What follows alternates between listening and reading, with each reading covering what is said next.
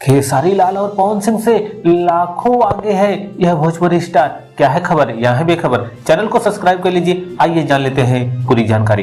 किसी भी फिल्मी सितारे की लोकप्रियता आज के समय में कितनी है, इसे आज के डिजिटल वर्ल्ड में सोशल मीडिया पर उनके फॉलोअर्स के जरिए आंका जाने लगा है।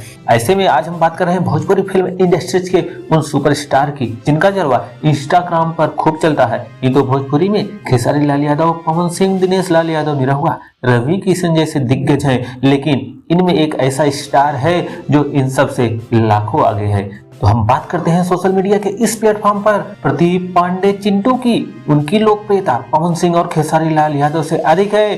चिंटू ने इंस्टाग्राम पर पवन और खेसारी को पछाड़कर पहले स्थान पर बादशाहत कायम कर ली है, जो साबित करती है कि युवाओं के बीच चिंटू को खूब पसंद किया जाता है। यही वजह है कि उनकी बैक टू बैक फिल्में भोजपुरी पर्दे पर कमाल कर रही हैं। विवाह 2, ससुरा बड़ा सतावेला, मुझे कुछ कहना है जैसी फिल्मों ने अच्छा व्यवसाय किया।